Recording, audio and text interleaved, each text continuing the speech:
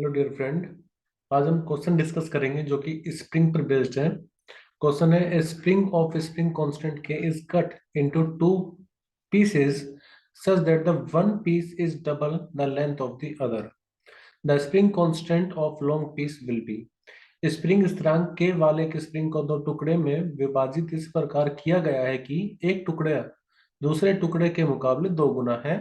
Spring के लंबे टुकड़े का स्प्रिंग स्थिरांक हमें ज्ञात करना है। तो देखो, मान लीजिए कि हमारा ये इनिशियल स्प्रिंग है जिसका स्प्रिंग कांस्टेंट है के, और मैं मान के चल रहा हूँ कि लेट इसकी जो लेंथ है वो एल है।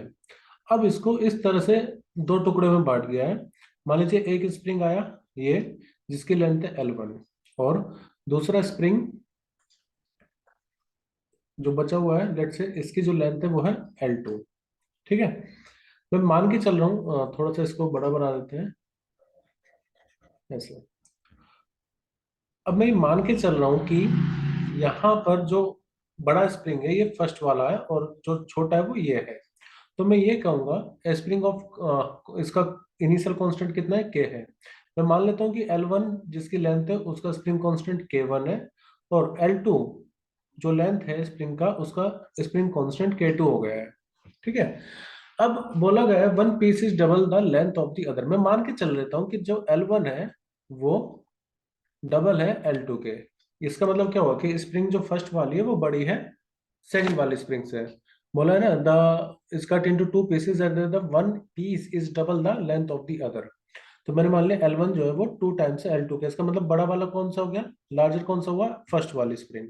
ठीक है, तो मुझे फर्स्ट वाली स्प्रिंग का यानी कि K1 मुझे निकालना है। तो देखो, हमें पता है कि जो स्प्रिंग कांस्टेंट है वो इनवर्सली डिपेंड करता है लेंथ पर। ठीक है, जो भी स्प्रिंग कांस्टेंट होता है किसी भी स्प्रिंग का वो इनवर्सली लेंथ पर डिपेंड करता है। अब ये कैसे हुआ, देखो आपको, आपने ये तो पढ़ा होगा, force is directly proportional to length. मतलब जितनी ज्यादा फोर्स लगाओगे उतना ज्यादा उसमें स्ट्रेन आएगा, उतना ज्यादा उसकी लेंथ में चेंज आएगा। फिलहाल मैं ये मान के चल रहा हूँ कि फोर्स हम कांस्टेंट लगा रहे हैं, इसको हम ऐसे लिख लेते हैं के एल। फिलहाल मैं मान के चल रहा हूँ कि लेट कोई कांस्टेंट है यहाँ पर एफ। ठीक है, तो के और एल दोनों एक दूसरे पर इनवर्सली डिपेंड करेंगे। ठीक है, जब हम सेम फोर्स लगा रहे होंगे। तो यहाँ पर क्या है कि फोर्स का तो कोई लॉजिक ही नहीं है। यहाँ पर स्प्रिंग कांस्टेंट और लेंथ दोनों अलग अलग हैं, तो स्प्रिंग कांस्टेंट लेंथ पर कैसे डिपेंड करेगा, इनवर्सली।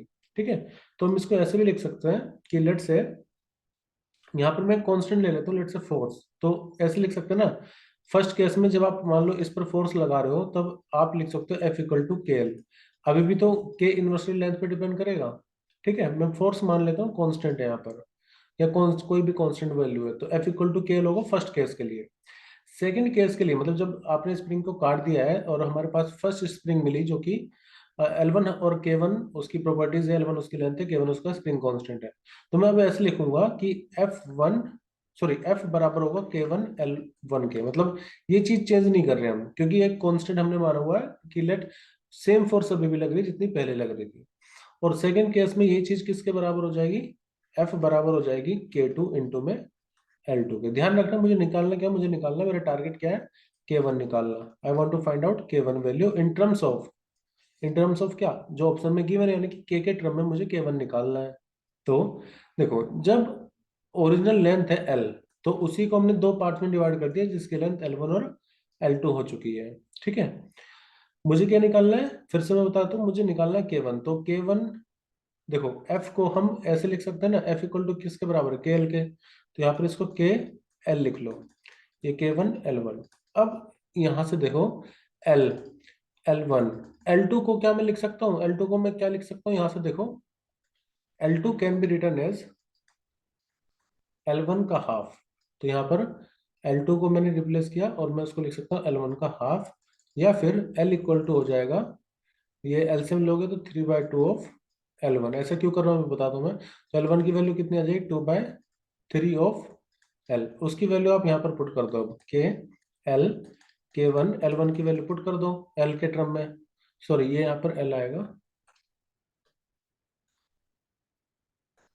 ये इधर गया है ना, तो ये आ जाएगा 2/3 और L के। तो अब L1 की वैल्यू यहाँ पर पुट कर दो, 2/3 ऑफ L। अब देखो L से L कैंसिल आउट होगा यहाँ से, तो और 3 को इसके साथ ले जाओ 2 को डिवाइड में, तो ये आप लिख पाओगे 3 के अपॉन में 2 इक्वल टू K1। ठीक है, यानी कि K1 की जो वैल्यू आएगी वो 3/2 टाइम्स होगी ओरिजिनल स्प्रिंग कांस्टेंट के। तो हमारा सही आंसर क्या हो जाएगा, ऑप्शन ए। मैं दोबारा बता देता हूँ क्या हुआ था। यहाँ पर एक बड़ी स्प्रिंग थी जिसका स्प्रिंग कांस्टेंट K था और लेंथ थी L।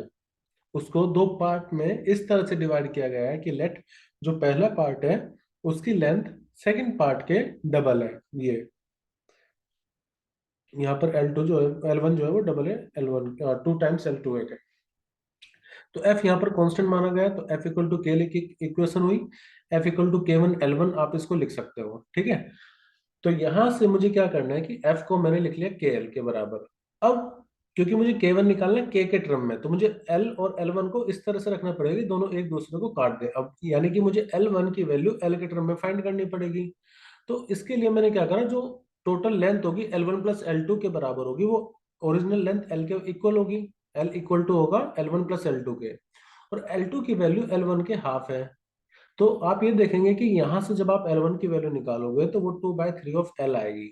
और अब L1 की वैल्यू आप यहाँ पर रखो, L से L कैंसिल आउट होगा दोनों तरफ, और K1 की वैल्यू आ जाएगी 3/2 ऑफ K। तो ऑप्शन ए बिल्कुल सही होगा इसमें। अगर अभी भी आपको कोई डाउट है तो आप मुझे कमेंट करके बता सकते हैं, या फिर जो नीचे लिंक दिया होगा आप उस लिंक पर अपना कोई भी डाउट अगर है तो उसको भेज दीजिए, I will make it solve.